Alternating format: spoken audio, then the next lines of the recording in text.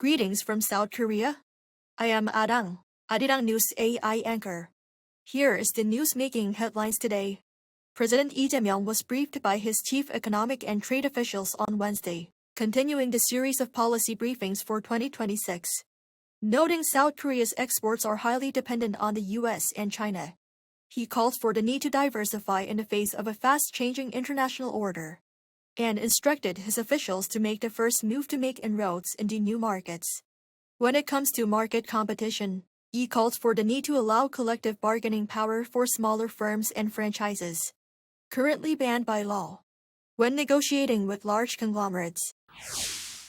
South Korea's National Assembly opened a hearing on Wednesday into the massive data breach at e-commerce giant Coupang. Lawmakers questioned the company's leadership on how the leak occurred, its data security practices, internal oversight, and who should be held responsible, as founder Kim Jong-il again failed to appear. Harold Rogers, the new CEO of US-based Coupang Incorporation, appeared at the hearing and apologized to customers, saying the company is working with regulators and preparing a compensation plan as facts are confirmed. The Assembly's National Policy Committee has also stepped in, deciding to file an official charge against Kim for failing to testify without justifiable reason and advancing tougher penalties for serious data breaches. North Korean leader Kim Jong-il visited the Commuse's Palace of the Sun on Wednesday to pay tribute to former leader Kim Jong-il. That's according to the regime state media, the Korean Central News Agency, which stated that Kim visited the palace to mark the 14th anniversary of the death of his father. He was alongside senior officials including members of the Standing Committee of the Political Bureau of the Workers' Party of Korea Central Committee, commanding officers of the Defense Ministry, and other high-ranking officials.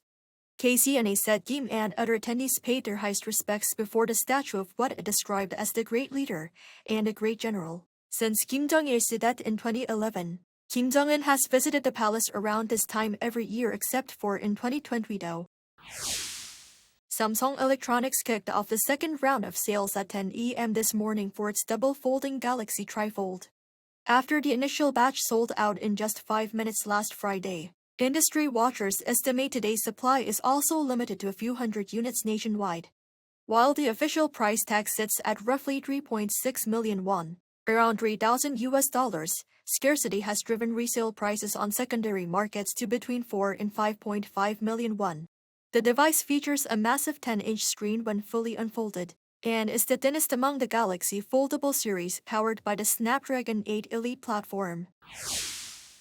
As Culinary Class Wars Season 2 was unveiled Tuesday, its producers and chefs met the press, opening up about untold stories and the emotions behind the second helping.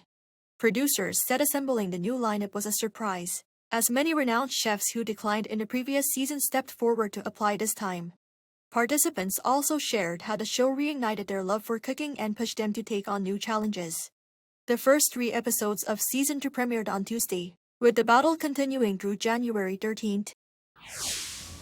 That is all from me today. Thank you for watching.